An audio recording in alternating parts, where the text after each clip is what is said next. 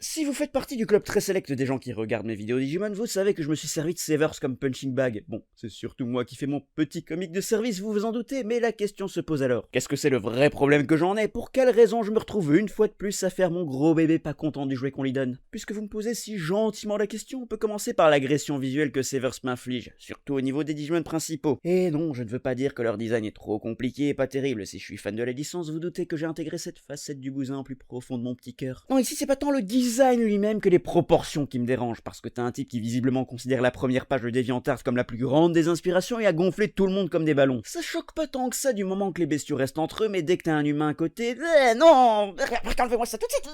Le pire c'est qu'en plus c'est pas consistant. Un temps ils arrivent au niveau de l'entrejambe et l'autre au niveau des épaules, et les types qui font les contours participent aussi au concours de qui c'est le plus gros chieur. Tantôt fin, tantôt gros à l'extérieur, tantôt variable comme un stylo plume, dans certains épisodes ça change même d'un plan à l'autre, démontrant clairement que chaque membre du staff préférerait mourir que d'aller faire 3 pas demander à leurs collègues d'en face de travailler en équipe pour une fois dans leur vie. Tu te marres peut-être Jean-Claude Kawashima, mais quand l'autre type aura pris en otage le papier cul, t'auras bien l'air con. Bon, tout ça c'est bien gentil, mais c'est un problème assez superficiel, j'en aurais quasi rien à foutre que ce soit moche si c'était intéressant. Bien entendu, je ne pense pas que ce soit le cas, sinon toute la prémisse de cette vidéo n'aurait aucun sens. L'histoire casse pas 3 pattes à un canard unijambiste, mais ça à la limite on s'en doute, la force de Digimon réside davantage en ses personnages. Malheureusement Savers n'a pas reçu le mémo et nous sort le cast le plus plat de l'histoire des crêpes en papier. Déjà, le héros est aussi débile que bourrin. Sa solution magique pour arrêter un paquebot qui avance vers lui à peine plus vite qu'une limace atrophiée, c'est de se mettre au bord du quai, lever les bras en l'air et gueuler « Vas-y petite vite, même pas peur !» Quant au côté bourrin, elle doit donner un gros coup de poing à la gueule de chaque méchant Digimon pour donner de l'énergie à son pote. Le truc c'est que plus ils deviennent surpuissants, plus ça devient difficile d'avaler la pilule sans avoir peur que ça me picote un peu l'estomac. J'imagine que c'est pour adresser une vieille critique de la licence qui trouve que les humains, ils font pas grand chose en combat quand même. Je suis pas tout à fait d'accord vu que ça leur arrive d'interagir avec le décor et de trouver des solutions inventives pour aider, sans parler de Tamers avec leur système de cartes, mais si je mentionne ça à chaque fois, on va deviner que j'essaie d'intégrer les gens dans mon culte secret. En plus, on regarde une série qui s'appelle Digimon, si les monstres éponymes ne se foutaient pas sur la gueule, je refilerais une plainte à PETA pour qu'ils en fassent un jeu ultra gore pour satisfaire mes pulsions sadiques à leur place. Quand bien même vous vous en fouteriez parce qu'un humain a enfin le droit de faire la bagarre, votre hype redescendrait immédiatement 6 pieds sous terre en réalisant que c'est le seul perso du cast qui a besoin de faire quoi que ce soit pour activer son énergie, et donc le seul qui participe. Autre preuve que c'est un système arbitraire, ils passent un moment à entraîner leur aura pour atteindre un niveau supérieur, sauf la fille qui décide de rester sur le banc à rien glander parce que l'effort physique, c'est pas sexy. Malgré tout, elle power up en même temps que les deux autres, car au pop-up on n'a pas le temps de le développer individuellement, on a que 48 épisodes pour 3 personnages, c'est pas facile de créer des histoires, vous savez. Oui, ils sont 3, bien que vous seriez excusé de les avoir oubliés, étant donné que les deux autres sont surtout là pour faire décoration, et même là un ficus desséché serait plus efficace. J'ai presque cru que le blondinet allait avoir un arc quelconque vu qu'il commençait à montrer des signes de jalousie envers le héros qui réussit toujours sans trop se forcer. Ça aurait été un peu redondant avec la saison 1, mais au moins on aurait eu l'impression de se diriger quelque part dans ce métro. Mais non, plot twist, il faisait semblant d'être jaloux pour piéger un méchant qui est aussi menaçant qu'un chihuahua lépreux. Sauf qu'au moins le chihuahua il se pisse pas dessus dès que tu fais mine de vouloir lui mettre une tarte à la figure. Quant à la fille, elle est là aussi, son je m'en foutisme n'est égalé que par la prestation de sa comédienne de doublage qui compte les minutes avant son chèque. Tantôt j'ai dit 3 persos mais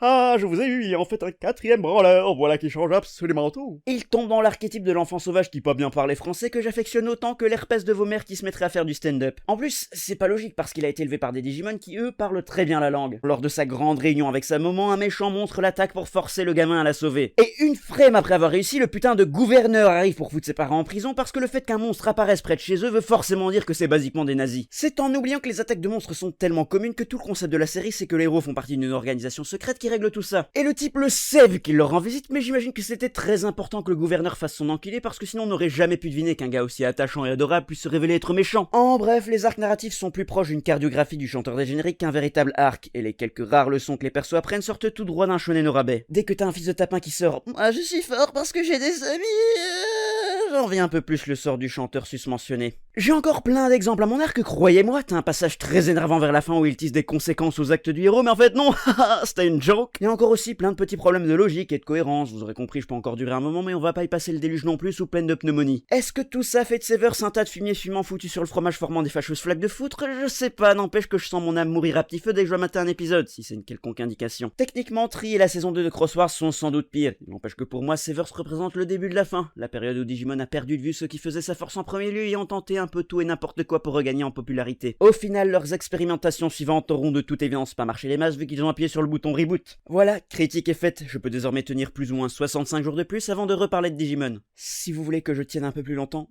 vous pouvez m'aider. en signant ce contrat jurant servitude et fidélité à Digimon Tamers pour l'éternité. Certes, vous devrez suivre le moindre de mes ordres sous peine d'être sacrifié à notre dieu Terriemon, mais on a une couverture dentaire du tonnerre. Et 3 tonnes de pain qui commencent un peu à moisir d'ailleurs. Oh chouette, il reste un morceau frais.